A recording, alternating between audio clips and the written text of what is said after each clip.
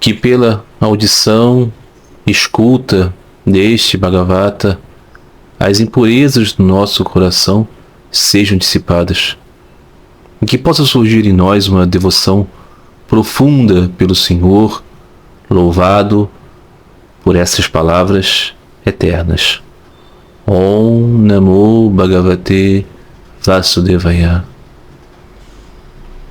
Queridos irmãos, sejam todos bem-vindos para mais um vídeo da série em que lemos o Bhagavata Purana, o livro de Deus, que vem a ser a tradução feita por Swami Tapasyananda, um venerável monge da Ordem Missão Ramakrishna, que fez a tradução do Śrīmad Bhagavatam, dos seus 12 skandhas.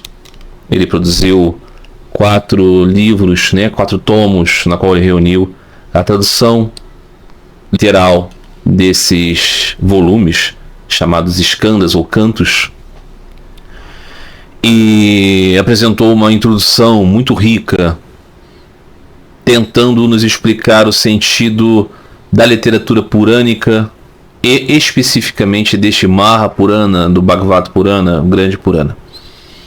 Nós estamos ainda bem no início, no primeiro volume dos 12 volumes, dos 12 skandhas, dos 12 cantos do Bhagavata Purana. Nós estamos ainda no primeiro. Estamos fazendo uma leitura assim bem devagarzinho mesmo, tentando saborear o néctar desta instrução maravilhosa, que vem a ser, na perspectiva da teologia do Gaudiya Vaishnavismo ou do Chaitanya Vaishnavismo, a doutrina dos Goswamis de Sri Chaitanya, a literatura fundamental. Uma coisa bastante curiosa, Eu já expliquei aqui em outras oportunidades.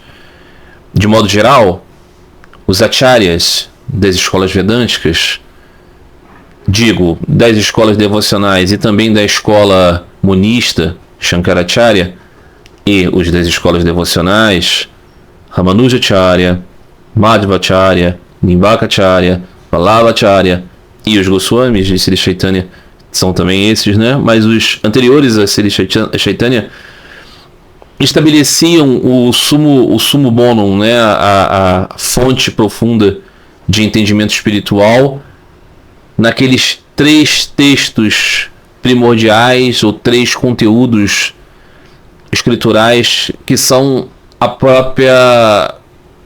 próprio estabelecimento do Vedanta.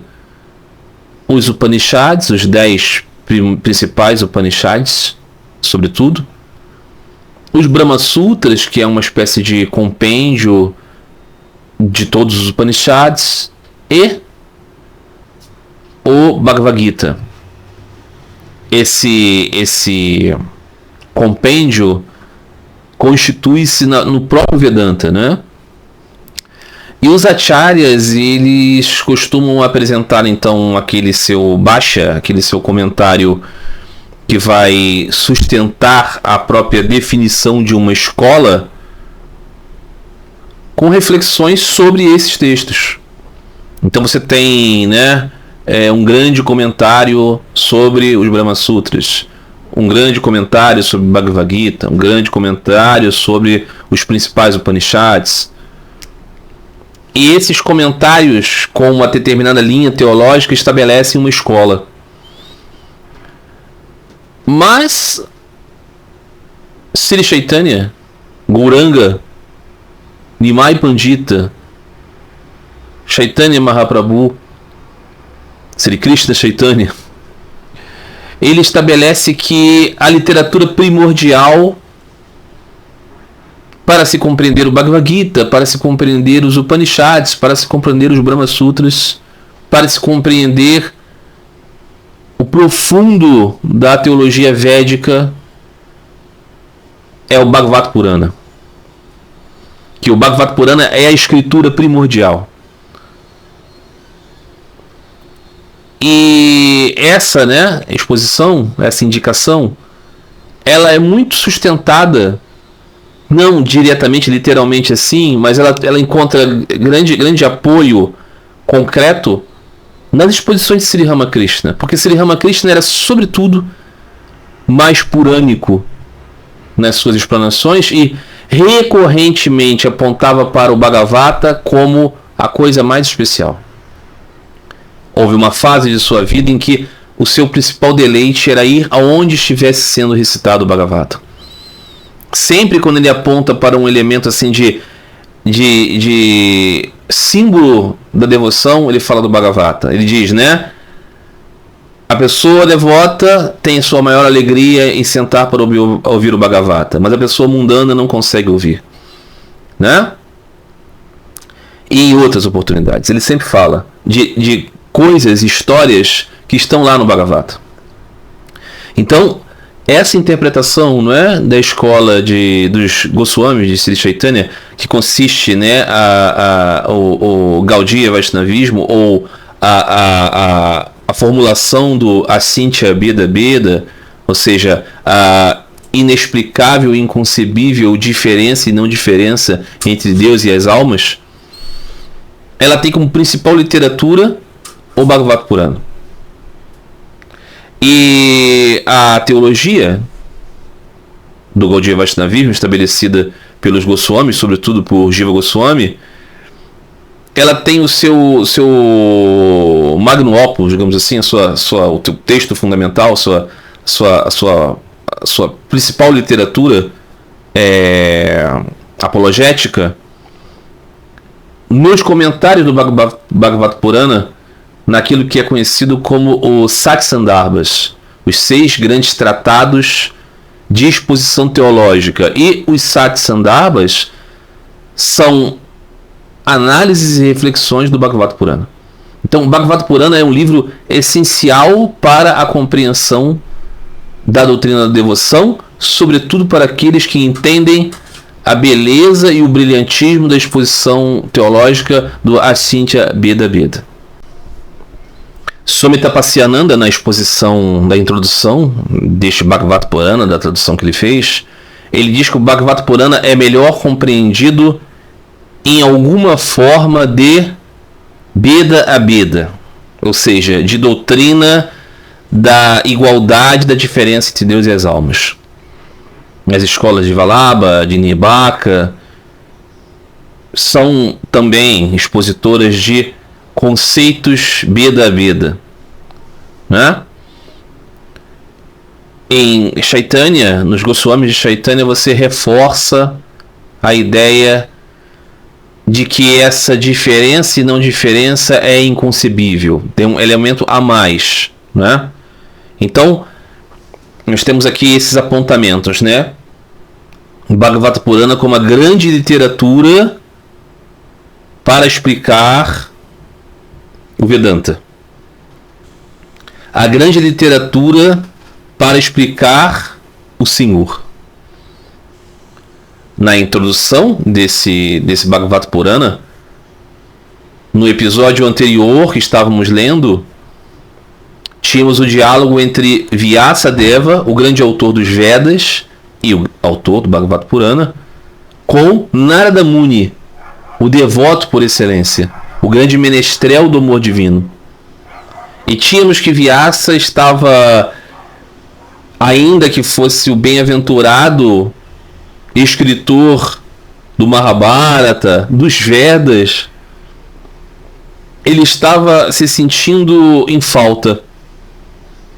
Então Narada Muni explicou para ele que, embora tudo que ele tenha produzido tenha sido muito importante, a essência de tudo, o amor ao Senhor, profundamente o caminho do amor por Deus e da glorificação do Senhor pessoal, não haviam sido tão profundamente destacados em todo o compêndio estabelecido antes. Então seria o Bhagavata Purana, o livro para falar de Deus e de suas encarnações, que iria trazer esse descanso a Vyasa. Então esse é o contexto do Bhagavata Purana. Então, seguindo aqui, não é, com a leitura desse 7º capítulo, nós vamos sempre, será importante a gente ter esse pano de fundo para compreender a importância do Bhagavata Purana e por que que estamos lendo aqui com tanta atenção, não é? Então, como eu dizia, no episódio anterior tínhamos a conversa de Narada e Vyasa. E aqui seguimos. Skanda 1, ou seja, volume 1, canto 1, capítulo 7. O desfecho da guerra, Vyasa e Suka. Aqui, né? Vai falar a respeito de Sukadeva Goswami, que recebeu de Vyasa o Bhagavata, e como se dá essa transição. Saunaka, um dos rishis, disse, porque, né, vamos lembrar, né, Suta está retransmitindo o Bhagavata para os sábios que se reúnem para conceber essa escritura física que hoje temos do Bhagavata. Então, eles estão perguntando a Suta sobre o que aconteceu no passado. Vocês devem entender, né? Rememorando ainda mais, né? Sukadeva Goswami recebeu de Vyasa e transmite para um rei, o rei Parikshit, um rei moribundo, um rei que sabe que vai morrer, o conteúdo profundo da verdade espiritual, o Bhagavata Purana. E Suta está ouvindo essa transmissão, por isso ele é capaz aqui de dar esse contexto. Saunaka, o rishi, pergunta: o que fez o grande santo sábio Vyasa depois que Narada partiu, tendo-lhe dado os seus conselhos? Os conselhos da conversa anterior, ok? Você está sentindo um vazio porque, ainda que você tenha feito a descrição dos Vedas, faltou você ser mais centrado no Senhor. Ok. Suta respondeu: na margem ocidental do rio Sarasvati, que é refúgio de muitos homens santos, existe um local especialmente sagrado chamado Samyaprasa, extremamente apropriado para retiros espirituais. Sentado em seu ashrama naquele lugar, embelezado por bosques de árvore badari, o sábio Vyasa entrou em samadhi, após observar os ritos purificatórios. Em sua mente purificada e tornada concentrada por meio do amor divino, ele teve a visão perfeita do Senhor Supremo e do poder de Maya dependente dele. Então vamos, né, entender. Acaba a guerra, a grande guerra, né, narrada no Mahabharata, a guerra descrita no grande Bhagavad Gita. Então há no mundo o impacto da destruição, da morte, da tristeza. Estamos chegando próximos do início da era de Kali, ainda não estamos lá. E Vyasa, o grande compilador das escrituras sagradas, se retira para um lugar de meditação. Quais são as características desse lugar? Ela tem uma série de elementos propiciadores do estado meditativo. Isso nos faz recordar, né, dos ensinamentos de Sri Ramakrishna, que diz: existe uma diferença muito clara do teatro para uma igreja. Tá? Na melhor das hipóteses, o quê? Os templos possuem características que ajudam o meditativo, ajudam o orante, ajudam o adorador. E assim também existem lugares naturais que são cheios de elementos auspiciosos. Ainda assim, como nós podemos ver aqui, o lugar era extremamente apropriado. Mas a mente de Vyasa se tornou purificada porque ela estava concentrada por meio do amor divino. Então, você tinha os meios favoráveis à meditação, mas o elemento fundamental, o meditador, concentrado por meio do amor divino. Veja, concentrado não porque ele queria algo, não porque ele estava olhando para qualquer coisa fixamente, não porque ele estava olhando para o centro do nariz, não porque ele estava na posição tal, com a coluna assim, o assado, ou com as pernas cruzadas desta daquela maneira, porque um tapetinho de determinado material, não. Porque a sua mente estava concentrada por meio do amor divino. Amor.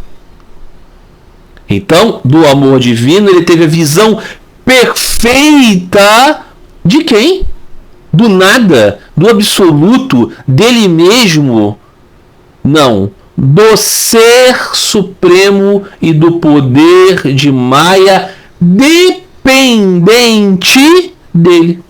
Dele quem? Do ser supremo. Então, esse foi o resultado da meditação de uma mente purificada e concentrada por meio do amor divino. É pelo poder de Maya que o Jiva, embora seja em realidade o espírito livre, considera-se erroneamente como sendo o corpo, produto das 3 gunas. E a vidya, o aspecto de Maya, que gera ignorância, consiste no esquecimento do Senhor. Então, vejamos, né? A Jiva, cada um de nós, é uma alma livre e eterna. Mas considera-se erroneamente como sendo o corpo sustentado nas 3 gunas, Sattva, Rajas e Tamas, nas características do corpo mortal. Isso se dá por ignorância. Ignorância do quê? Ignorância que consiste no esquecimento do Senhor. Então, a alma eternamente pura, imaculada e sempre conectada a Deus, esquece-se dele e prende-se ao quê? A um sentimento: eu sou fulaninho da Silva. O sábio iluminado, portanto, compôs o Bhagavata Purana, conhecido também como Satvata Samhita, a escritura da devoção, para o benefício da humanidade, que se revolve na ignorância de sua natureza espiritual, para ensinar que Bhakti é o único meio pelo qual a escuridão da ignorância pode ser dissipada e a glória espiritual do Jiva restaurada. Veja, no fundo, né, vocês veem essa cena onde Vyasadeva carrega o Bhagavata trazendo luz para o mundo, como diz aqui, revolto, né? Se revolve na ignorância,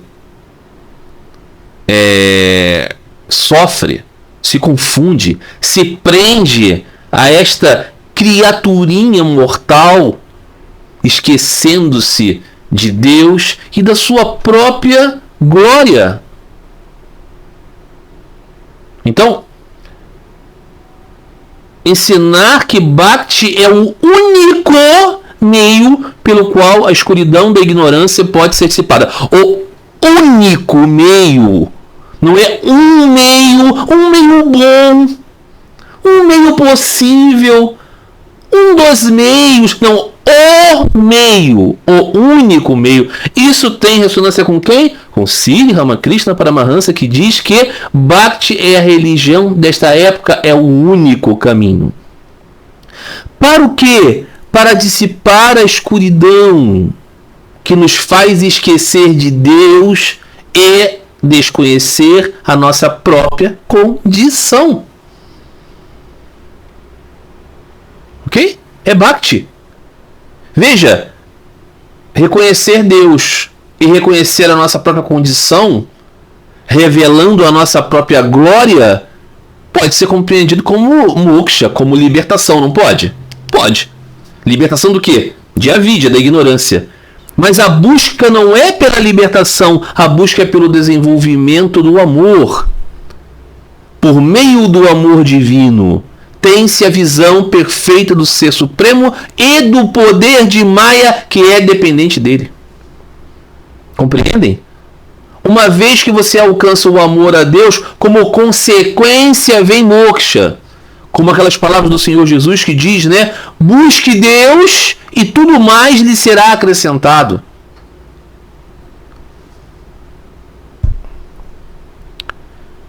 Ele também compreendeu que o remédio supremo para os sofrimentos causados por avidya, a ignorância, é a devoção ao Senhor. Assim, o sábio iluminado compôs o Bhagavata Purana, também conhecido como Satvata Samhita. Repetindo, né? Para ensinar Bhakti é o único meio pela escuridão dissipada. mesmo pelo simples início de seu estudo ou pela audição deste Purana, a mente do homem desenvolve Bhakti, devoção ao Senhor Supremo, a qual destrói toda tristeza, ilusão e medo. O que dizer então da aplicação devotada ao seu estudo ou audição contínua? Isto é profundamente auspicioso para cada um de nós. Isso aqui é uma nota de grande esperança. Isso é uma bênção profunda. Mesmo pelo simples início do seu estudo, que estamos fazendo aqui, ou pela audição desse Purana, que cada um de nós está aproveitando, a mente do homem desenvolve Bhakti. Glória a Deus. Devoção ao Senhor Supremo é Bhakti. Esta destrói toda tristeza, ilusão e medo. Isso eu posso dizer para vocês, como uma pessoa que vocês sabem, desqualificada, mas que, pela graça, sem causa do Senhor, sente-se atraído por esse tipo de literatura, é que, ao mergulhar nesse conteúdo, definitivamente, tristeza, ilusão e medo vão diminuindo muito profundamente de nossa vida. O que dizer então da aplicação devotada ao seu estudo ou audição contínua? Ou seja, se simplesmente um contato superficial com esse tesouro já nos promove a destruição da tristeza e da ilusão do medo, paulatinamente, imagine o que será de nós se nos dedicarmos profundamente a esse estudo e audição contínua. Então é um convite. Convite para que eu tenha sempre ânimo de fazer isso e para que cada um de vocês tenha ânimo de se juntar. Depois de compor o Bhagavata e revisá-lo cuidadosamente, o sábio o ensinou a seu filho Sukha, que era a própria personificação da renúncia. Então, Vyasa é essa encarnação literária de Deus, essa emanação do poder do Senhor que vem ao mundo para conceber essa literatura sagrada. Ele compôs revisou, organizou como uma literatura materialmente presente no mundo. Então ele transmite isso para alguém. Para quem ele transmite? Para Sukadeva Goswami. Por quê, hein? Porque ele era a própria personificação da renúncia. Como e por que Sukha aprendeu o Bhagavata, Devemos saber mais sobre a qualificação de Sutta. Saunaka, o Rishi, disse: Sukha é um contemplativo por excelência, um renunciante radical, que não se interessa por coisa alguma além da absorção no ser. Como então ele se dedicou ao estudo dessa vasta escritura? Uma pergunta muito boa. Quando vemos Sukadeva Goswami, a sua aparência, demonstra quem ele é. Ele é um nu. Ele é um jovem, cabelos desgrenhados, completamente sem roupa, vivendo na floresta. Então entende-se por qual razão alguém assim vai se dedicar a ofertar a transmissão de um texto que tem como objetivo o grande anseio de salvar almas. Porque você pensa, Você pensa em um desses santos que profundamente voltados para dentro, vão para uma floresta, se escondem do mundo. Eles não estão muito preocupados com o mundo, eles estão preocupados com eles mesmos, estão preocupados com o próprio deleite, com mergulhar para dentro, para conhecer Deus dentro deles. Por qual razão esse tipo de personalidade espiritual será escolhido para receber a transmissão de um texto que é uma âncora para os perdidos desse mundo? É a pergunta, bastante razoável, não é? Sukha é tão inofensivo no sentido de não ter nenhum desejo pelo mundo, que é uma ilustração muito bonita, que Vyasa está passando por um lago, existem moças tomando banho no lago, e elas são ninfas, e elas estão nuas e tomando banho, brincando, e elas, ao perceberem Vyasa, o grande Vyasa, encarnação literária do Senhor, a austeridade da devoção e de completa entrega a Deus, elas se cobrem por vergonha. Mas quando Sukadeva passa, mais jovem, nu, elas não se cobrem. Por quê? Porque Suka era a personificação do desinteresse por qualquer coisa do mundo.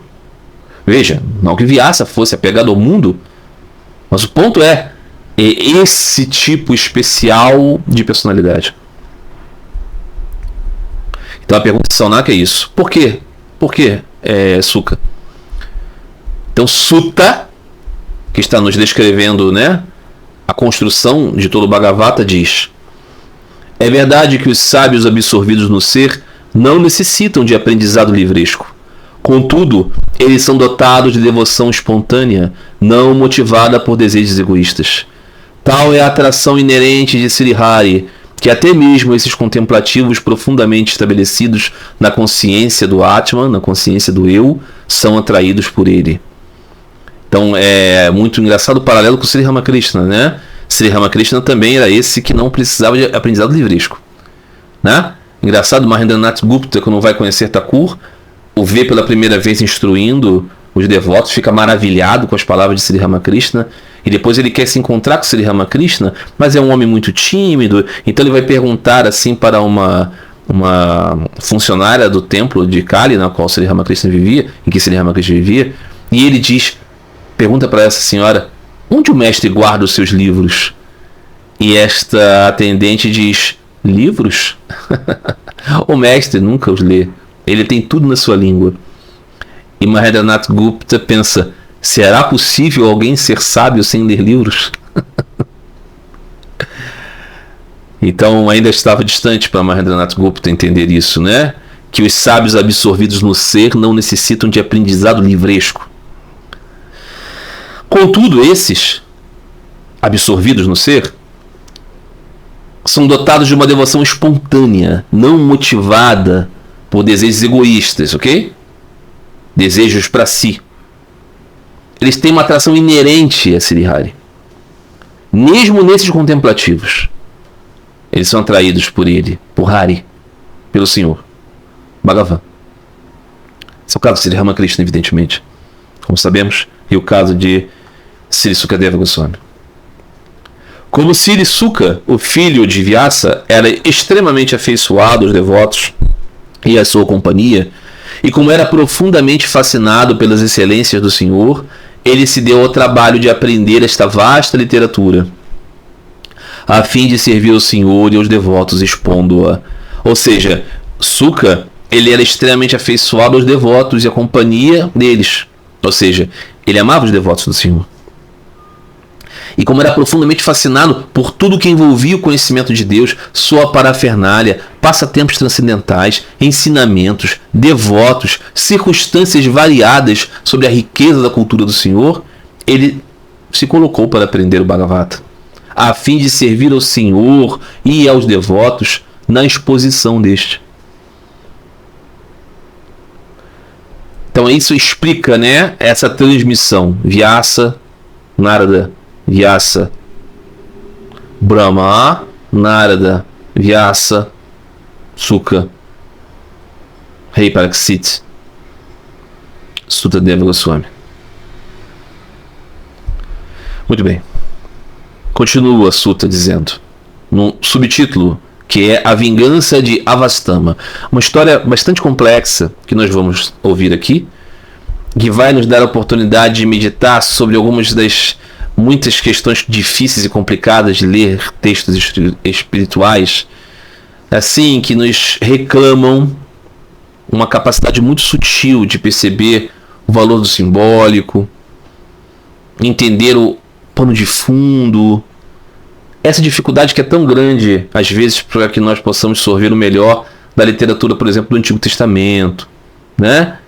Ao qual nós vamos ser paralisados, né, por uma compreensão moderna das coisas e não vamos entender certos elementos como belos ou como edificantes, porque vamos submeter tudo isso ao nosso condicionamento do agora, muito mundano. Tapasya Anandaji, na introdução desse Bhagavata Purana, o livro de Deus, ele fala muito sobre isso, né? Como a própria leitura do Bhagavata pode ajudar, né, a se compreender também a riqueza de outras escrituras.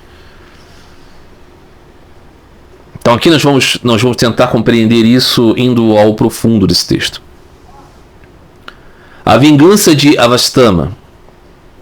Narrarei agora como pano de fundo para a história da vida de Sri Krishna o relato do nascimento, das ações e da morte de Rajarsi Paraksit, ou seja, o rei Paraksit, que recebeu o Bhagavata de Sukadeva. São muitos nomes, ok? Sim, quanto mais familiarizado você estiver com essa literatura, mais fácil será entender o que está sendo dito. Eu sei que é difícil, porque não faz parte do universo das coisas que a gente ouviu desde sempre. Eu sei que as pessoas têm uma cultura cristã no Brasil e mesmo assim desconhecem aspectos básicos das escrituras do Antigo e do Novo Testamento, o que dirá de uma narrativa tão distante. Então, é claro que ninguém deve se cobrar aqui, identificar imediatamente os nomes, a gente vai tentar explicar isso na medida das nossas possibilidades. Então, aqui está dizendo Sutta: narrarei agora como pano de fundo para a história da vida de Sri Krishna o relato do nascimento, das ações e da morte do rei Paraksit, Rajarsi Paraksit, bem como da partida do retorno dos filhos de Pandu, da dinastia, né, dos Pandavas. Então, quando os heróis das linhagens dos Kauravas e dos Pandavas haviam alcançado a consumação do desejo de um herói, isto é, morrer no campo de batalha, ou seja, quando a batalha entre os Kauravas e os Pandavas, batalha do Bhagavad Gita, ok? Havia terminado, e eles conseguiram realizar com honra aquilo que todo guerreiro quer, que é morrer na guerra. Tem que entender isso, né? Esse caráter ideal, cavaleiresco aqui, desses indivíduos sagrados. Estavam realizando o seu propósito em serem guerreiros, uma casta. Então, quando Suryodhana, o filho de Dharahashtra, que é o rei malvado, digamos assim, ok? Foi abatido com as coxas quebradas pela força da massa, aquela arma, né, de Bhima, que era um general dos exércitos dos Pandavas. Então, Avastama, lembre-se desse nome, o filho de Drona, que é um outro guerreiro, desejando fazer o que julgava agradar ao seu mestre, Suryodhana, que foi esse, né, que foi abatido, cortou furtivamente, durante a noite, a cabeça dos 5 filhos dos Pandavas, gerados de Draupadi. O exército dos Pandavas, o exército de Arjuna, o exército do bem, digamos aqui, da justiça, existia 5 guerreiros, 5 príncipes, os príncipes dos Pandavas. Eles eram casados com uma única mulher.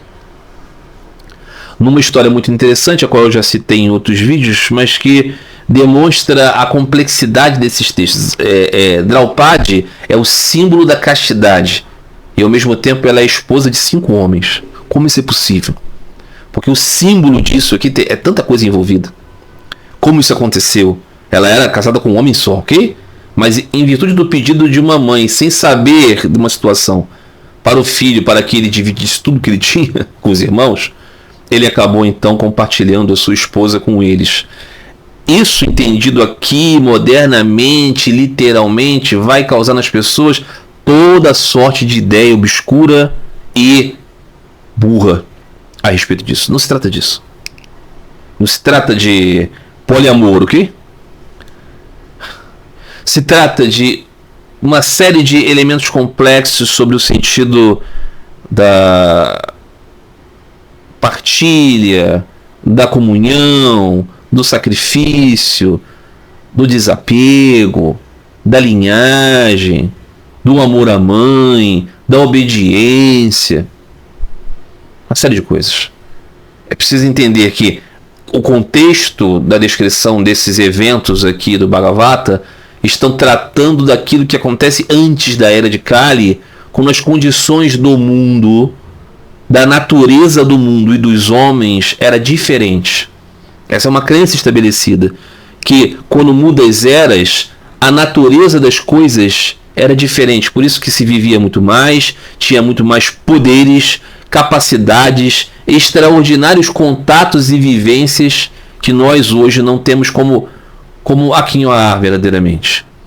Então, é dentro de uma outra realidade, de uma outra dimensão quase, que a vida descrita aqui acontece. Ainda assim, os elementos conceituais mais profundos, eles vão ser úteis para a gente. Por isso que é uma literatura que permanece existindo. Muito bem. Então, esse Avastama, que era um soldado, era um guerreiro, deste lado dos Kauravas, do exército da injustiça, ok? Ele querendo vingar o seu mestre, que havia sido ferido em batalha, o que ele pensou em fazer? Eu vou lá e vou matar os filhos dos príncipes dos Pandavas, em honra do meu mestre. Então ele foi lá e cortou a cabeça dessas crianças. Cortou furtivamente durante a noite a cabeça dos 5 filhos dos Pandavas, gerados por Draupadi, enquanto dormiam em seu acampamento. Contudo, quando apresentou essas cabeças, nem mesmo Suryodhana ficou satisfeito, pois ninguém poderia agradar-se com um ato tão hediondo. Ou seja, o seu mestre não havia nem sido morto, ele havia sido gravemente ferido na batalha. Ele foi lá apresentar o resultado da sua barbaridade, mas ninguém achou que aquilo fosse glorioso. É claro que não. Quando Draupadi soube da maneira extremamente brutal como seus jovens filhos haviam sido assassinados, foi tomada de profunda aflição e começou a chorar e a lamentar com torrentes de lágrimas correndo por seus olhos. Então o herói Arjuna, o de almo adornado por guirlanda, tentou consolá-la da seguinte forma: quando eu tiver ceifado com flechas disparadas do meu arco a cabeça daquele desprezível Brahmana, porque esse Avastama, meus amigos queridos, ele era um Brahmana, ele era um Brahmani. Ele era um Brahmani. Ele era alguém desta casta. Então veja, ele era alguém meio que não passível de punição. Numa casta respeitada por todos. E ele cometeu esse ato bárbaro. Mas aqui Arjuna, falando para esta mãe, que é sua esposa, diz a ela: quando eu tiver ceifado com flechas disparadas do meu arco a cabeça daquele desprezível Brahmana e assassino, Avastama, e a tiver colocado diante de ti, e quando sentada sobre ela tiveres realizado a cremação dos seus filhos, ou seja, ela ia sentar em cima daquela cabeça decepada e ia poder ver os seus filhos sendo cremados de modo digno.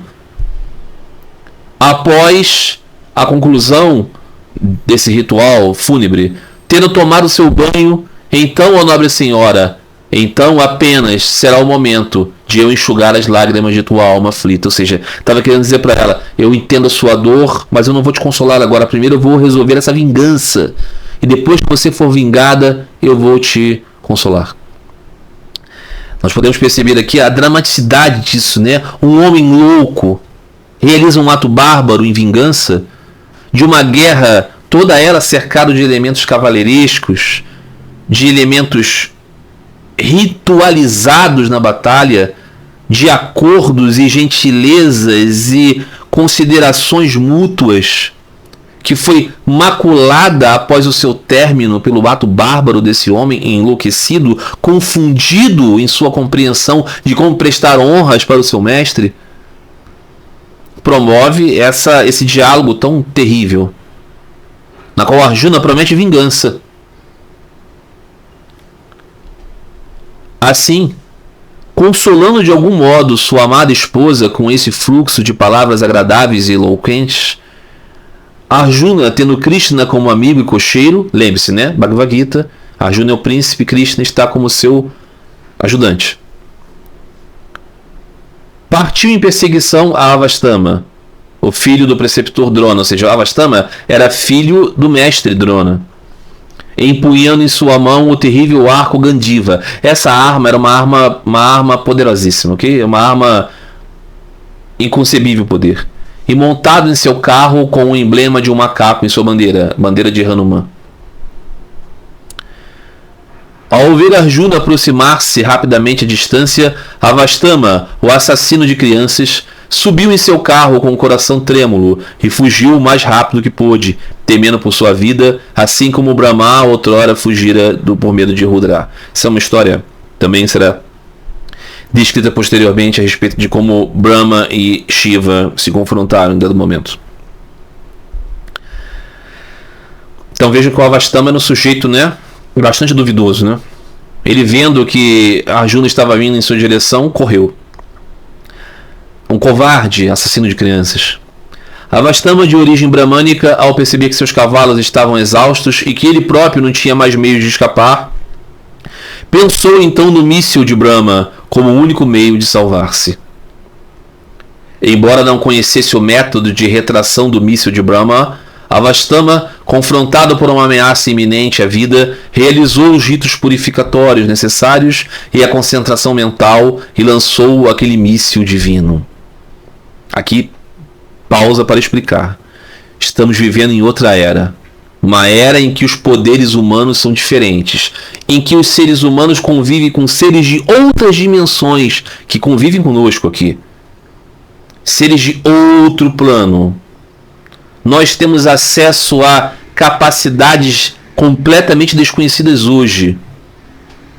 Comunicação pela mente, poderes, dentre os quais estavam os poderes de gerar esta arma tão poderosa que os fantasiosos, um tanto quanto desonestos intelectualmente, homens do alienígenas do passado, do History Channel, vão descrever aqui como uma prova evidente de que os textos purânicos falam da concepção de uma arma nuclear, entendeu?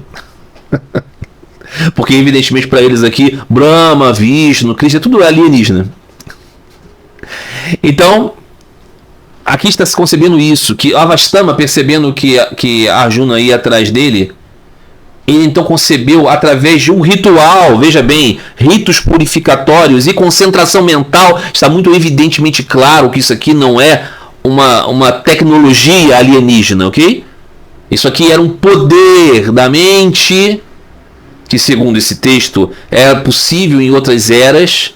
Nós vivemos a era da decadência, a era da burrice, a era da fraqueza, a era da fragilidade, a era da mortalidade, a era da tosquice, a era de Kali. Ok? Então a gente não tem poder. Por isso, quando alguém aqui de grande autoridade divina realiza poderes, nós vivemos completamente assombrados, porque não é o comum de nosso tempo. Muito bem. Então ele, veja, embora não conhecesse o método de retração do míssil, ele não sabia como desligar.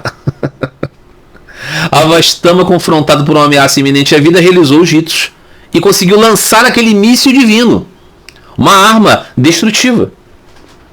Ao ver a energia feroz e resplandecente daquele míssil espalhar-se por toda parte e ameaçar sua própria vida, Arjuna disse a Krishna, que está ao lado dele: ó Krishna, ó tu de braços poderosos, ó salvador dos devotos, para os homens que ardem no fogo do Sansara, tu és o único refúgio seguro. Tu és a origem de tudo, o ser que tudo compreende, o próprio Senhor que transcende a Prakriti, pelo poder de tua potência espiritual, Siddhi Shakti. Tu não és afetado pela potência material, Maya Shakti, ou seja, o Senhor transcende a realidade que ele manifesta de sua potência externa, ok? Pela sua potência interior, ele não está submetido à sua potência exterior. Esse universo que nós vivemos. Que está em ti, está tudo dentro dele. Assim, permaneces imutável em meio a todas as transformações como ser universal. Isso aqui é uma declaração de que Arjuna já entende que Krishna é Deus, ok? Pelo poder de tua graça, concede aos jivas, mergulhados na ignorância gerada por Maya, os meios de elevação espiritual, caracterizados pela moralidade e outras disciplinas. Assim, esta encarnação também, embora tenha em seus propósitos libertar a terra do fardo dos homens perversos, existe sobretudo para fornecer aos teus devotos, aquele cujo amor é exclusivamente dirigido a ti, temas de devoção para a contemplação. O que ele está querendo dizer? Embora a encarnação do Avatara seja para levantar os homens caídos diante das dificuldades do mundo, sustentar os devotos diante dos ímpios, o fundamental da sua instrução é sobre a devoção. Devoção para os devotos de Deus. Quem são esses? Aqueles que são exclusivamente dirigidos a ti, ao qual o amor deles é exclusivamente dirigido a ti. Quem são os devotos de Deus? Aqueles cujo amor é exclusivamente dirigido a Deus. Exclusivamente. Esses são os devotos. Ó Senhor dos Senhores, aqui surge uma radiação poderosa, de força aterradora, multiforme e voltada para todas as direções. Eu não sei o que é, nem de onde provém. Ele está falando da arma lançada pelo Avastama. Bhagavan disse: este é o míssil de Brahma, lançado pelo filho de Drona, aterrorizado diante da perspectiva de sua própria aniquilação. Ele não é perito nisso, pois não sabe como retraí-lo. Não existe outro míssil capaz de neutralizá-lo.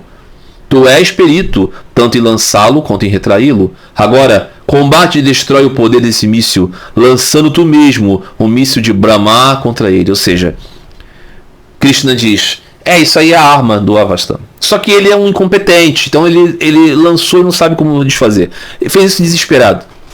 Você sabe como lançar essa arma e sabe como retraí-la. Então vai você, agora, através do seu poder, combater esse mal.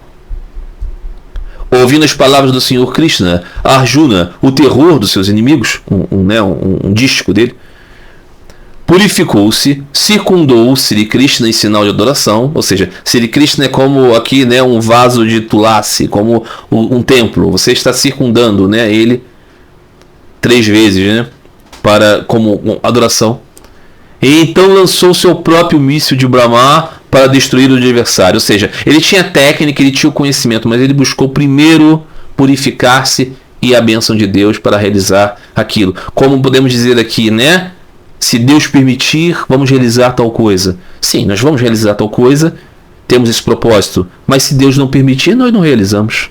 Não é verdade? Nós sabemos como ir, colocar uma roupa, tomar um banho antes, colocar uma roupa, descer, pegar o ponto de ônibus, um ônibus e ir para o nosso trabalho. Tudo isso a gente sabe fazer. Mas se Deus não permite, a gente não consegue levantar da cama. Ok? Então, Arjuna procedeu. Quando o brilho radiante dos 2 mísseis se encontrou em confronto, essa luminosidade cobriu todo o espaço, todas as direções do céu, intensificando-se como o brilho do sol na dissolução cósmica, quando o fogo metido das bocas de Anantasesha se une a ele. Anantasesha é aquela serpente de 1000 cabeças, que é o assento de Vishnu. Então, quando o universo se comprime, isso acontece, essa grande luz. Quando o brilho radiante de 2000 se encontrou, aconteceu isso.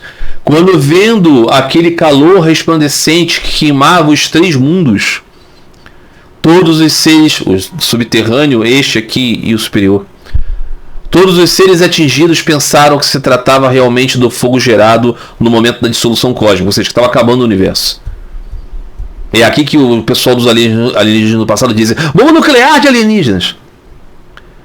Compreendendo a intenção de Sri Krishna, Arjuna retraiu ambos os mísseis, pois caso contrário causariam grande destruição e sofrimento aos seres vivos. Ou seja, o Arjuna não só sabia retrair o que ele lançou, mas sabia retrair também o que o incompetente do Avastama lançou. Por quê? Porque de fato eles causariam grande destruição aos seres.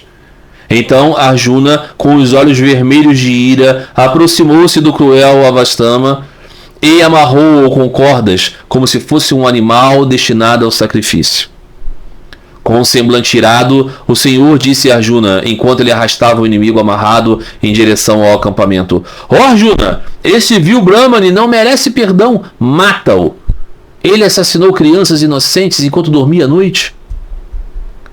O homem que conhece a conduta correta não deve matar um homem embriagado, distraído, louco e adormecido, uma criança, uma mulher, um tolo, um refugiado, um homem aterrorizado ou alguém cujo carro foi destruído na batalha, ainda que seja o inimigo. Ou seja, as regras de quem você não pode matar, Tá falando aqui, não pode matar alguém que esteja inconsciente, não pode matar uma criança, uma mulher, uma pessoa que está fora da casa dela, alguém que está com medo, ou alguém que numa batalha contra você perdeu a sua carruagem. Veja o cavalheirismo da guerra, Para um criminoso impiedoso que busca prosperar pelo massacre de outros, a morte infligida é na verdade uma dádiva, pois se viver ele se degradará cada vez mais por suas propensões cruéis. Além disso, fizeste uma promessa a Draupadi, na minha presença. Ó nobre senhora, eu trarei imediatamente a cabeça do assassino de teus filhos.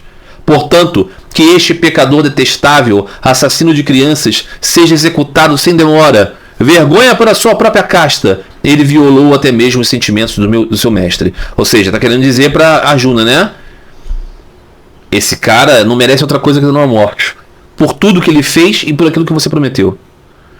Suta, diante dos sábios, diz: ainda assim, Arjuna não se sentia inclinado a executar Avastama, o filho de seu próprio mestre Drona, apesar das exortações de Sri Krishna, cuja intenção era testar o senso de retidão de Arjuna. Aqui nós vemos, né? Arjuna parte para cima de Avastama com o objetivo de arrancar a cabeça dele. Foi isso que ele prometeu ao Draupadi. Quando ele domina Avastama, Krishna diz: cumpre o que você prometeu, o que você veio fazer. E aí Arjuna está novamente pensativo.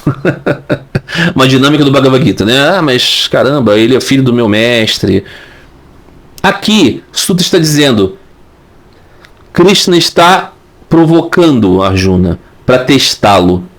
Diferente no Bhagavad Gita, quando ele de fato estava tentando remover a ignorância de Arjuna, aqui, posterior a Bhagavad Gita, quando Arjuna já se encontra numa condição superior de sua mente, ele está querendo reforçar o entendimento correto. Vamos ver isso em frente. Em seguida, Arjuna, tendo Krishna tanto como cocheiro como amigo, tanto quanto amigo, dirigiu-se ao acampamento e informou sua esposa aflita sobre a captura de Avastama. Ou seja, é um acampamento de guerra, ok? Então tá lá estão os Pandavas com suas barracas e tendas, e lá está Draupadi esperando. E chega Arjuna e Krishna junto com Avastama aprisionado. Ao ver Avastama naquela condição, amarrado como um animal e com a cabeça baixa, envergonhado do seu próprio ato vil, a nobre Draupadi foi tomada de compaixão. Ela prostrou-se diante do cativo, por ele ser filho do seu venerável mestre Drona. Incapaz de suportar a visão de Avastama em cativeiro, ela clamou em grande aflição: liberta-o, liberta-o. Ele é um Brahmane e também um ancião venerável por ser filho de nosso mestre. Veja, ela é mãe das crianças mortas. Esse homem decapitou seus filhos. Ela ficou completamente horrorizada com sua perda, mas ela acaba caindo por compaixão, porque vê naquele Brahmane aprisionado o filho de seu guru. Veja como é o coração de Draupadi. Cheia de dor maternal, ainda assim, ela se compadeceu daquele assassino.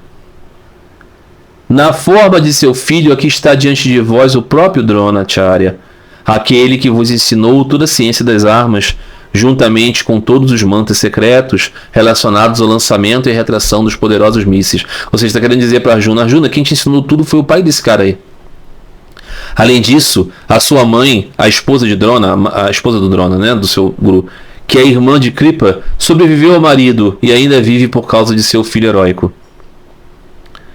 Meu senhor, tu conheces bem as regras de conduta justa. Não é apropriado que a família do guru seja levada ao sofrimento por ti. Pelo contrário, ela mereceu teu respeito e veneração em todos os momentos. Que a sua mãe, a filha de Gautama e fiel esposa de Drona, não chore nem lamente, com o rosto inundado em lágrimas como o meu, por causa da morte de seu filho. Veja, ela está pensando na outra mãe, né? Que não quer que a mãe sinta o que ela sentiu. Se a casta dos Brahmanes foi provocada e enfurecida pelas ações de reis degenerados, esses reis e seus seguidores encontrarão destruição total no sofrimento daqueles Brahmanes aflitos. Ou seja, está querendo dizer, todo essa parte aqui é uma exaltação profunda dessa alma pura que é de Draupadi, grande devota do Senhor. Quanto o seu espírito é nobre. Ela tem a indignação suprema, a dor de uma mãe que perde seus filhos assassinados. E ela consegue transmutar isso num sentimento de reconhecimento do amor ao mestre espiritual, da obediência, do sacrifício, da renúncia, do perdão, do se colocar no lugar do outro. Veja como aqui, grande professor da fé é a pobre Draupadi. Nós temos Krishna, nós temos Arjuna, nós temos guerreiros, nós temos heróis, Mas quem é aqui que demonstra profundamente o ensinamento espiritual? É Draupadi. Suta disse: ó Brahmanas, Yudhishthira, que é um dos reis, um dos príncipes Pandavas, apreciou grandemente as palavras de Draupadi, pois eram justas, conforme ao Dharma, compassivas e sinceras, equilibradas e dignas de louvor sob todos os aspectos, realmente. Né? É mais puro, sábio e santo discurso. Todos os demais ali presentes, homens e mulheres, incluindo Nakula, Sahadeva, Satyaki, Arjuna e o próprio Senhor Krishna, aprovaram a súplica de Draupadi. Ou seja, o próprio Krishna, né, deu o seu aval a tudo aquilo que ela estava dizendo. Então, Bhima falou em tom de extrema ira: para um vilão desse tipo, a execução é um favor melhor do que a libertação, pois embora seu ato não servisse nem ao propósito de seu mestre, nem ao próprio, ainda assim assassinou crianças adormecidas por puro gosto de matar. Ou seja, o Bhima está dizendo: ok, bonito isso aí que a Draupadi falou, só que ele é um vagabundo mortal que precisa ser esmigalhado. Porque o que ele fez ultrapassa todo o limite, ele fez por pura maldade. É bastante compreensível, não? Bastante compreensível. Ouvindo as palavras de Bhimacena, né, o Bhima, o guerreiro, e das filhas de Draupada, o Senhor Krishna, o de 4 braços, aqui nós vemos Krishna e Vishnu como o mesmo, não é? Krishna, o de 4 braços é Vishnu, Vasudeva, é Narayana, ok? Mas então aqui, o Senhor Krishna e Vishnu são identificados como um só. Examinando o semblante de seu amigo Arjuna, disse-lhe com um sorriso: Bhagavan Krishna disse: mesmo um Brahmane desgraçado não deve ser morto. Um assassino vil deve ser morto. Ambas são minhas injunções. Age de modo que ambas sejam cumpridas. E aqui nós vemos que antes foi dito, né? Disse-lhe com um sorriso, ou seja, isso aqui é um grande teste, né? Ele não pode matar um Brahmane. E ele precisa matar um assassino vil. Ele tem que fazer os dois, porque os dois são ordens de Krishna. Dá seu jeito, Arjuna! É basicamente isso que disse de Krishna. Tu deves cumprir o compromisso que assumiste para consolar tua esposa. Isto é, trazer a cabeça de Avastama. E deves também fazer o que agrada a Bhimacena, a Panchali, a Draupadi e a mim. Age de modo que tudo seja realizado. Ou seja, né, o famoso psicotécnico. O que você faz? Suta disse: Arjuna compreendeu que o Senhor tinha em mente, e de acordo com isso, cortou com sua espada o topete, a Sika, de Avastama, juntamente com a joia do topo da cabeça, que era uma característica natural dele.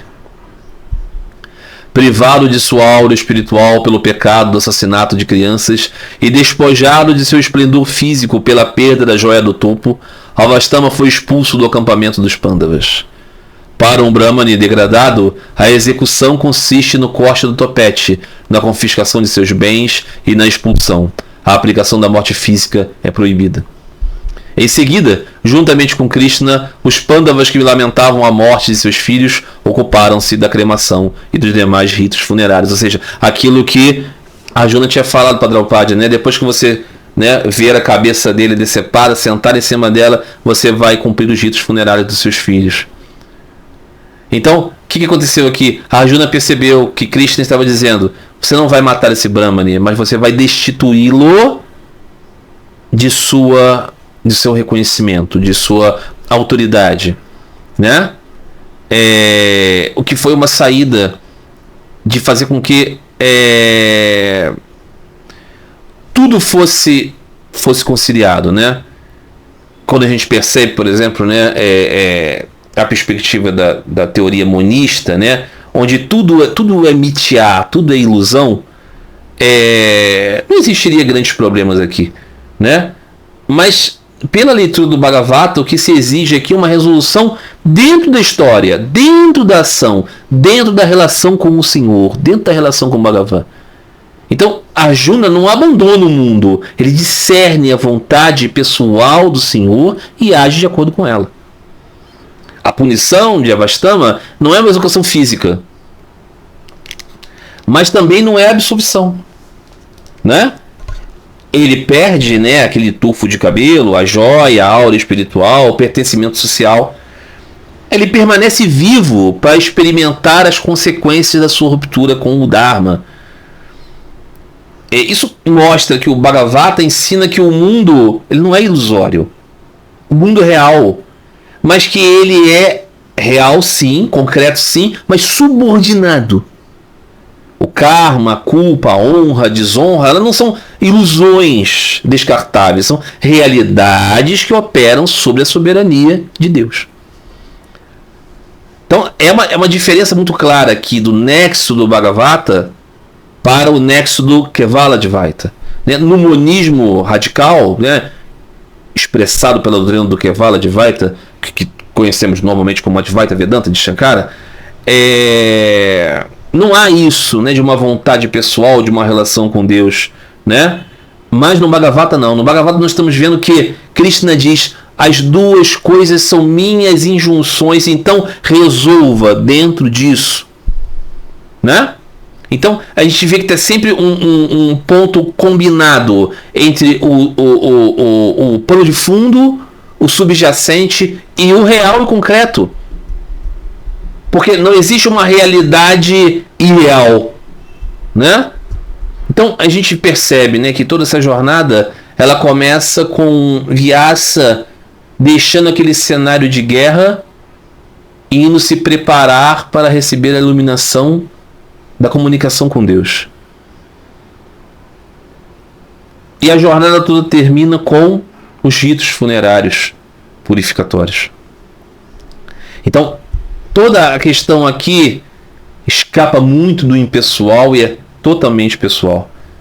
Então, conceito de libertação, conceito de justiça, não é aqui a tese do abstraído do mundo, mas daquele que faz do mundo uma plataforma de relacionamento com o Senhor. E é isso, meus amigos. Terminamos esta leitura. E eu espero de todo o coração, né, que gradativamente o contato com essa literatura promova um maior reconhecimento dos personagens e do espírito, mas que, sobretudo, como fruto desejado desta imersão, que possamos todos nós crescer em amor e devoção a Deus. Um sentimento de presença, um sentimento de vida, um sentimento de conexão, de comunhão possa crescer em nós. Tá bom, meus amigos? Então é isso. Que nós possamos aqui nos encontrar na próxima oportunidade para a leitura do continuar dessa narrativa tão longa ainda por vir. Que Deus nos permita sempre tirar o melhor proveito e que sempre que Ele permitir estaremos aqui juntos para sermos beneficiados por essa audição divina. Um grande abraço a todos vocês. Até a próxima oportunidade. Fiquem todos em paz. Fiquem todos com Deus. Om Shanti Shanti Shanti Hari Om Tat Sat Shri Ramakrishna Pranamastu.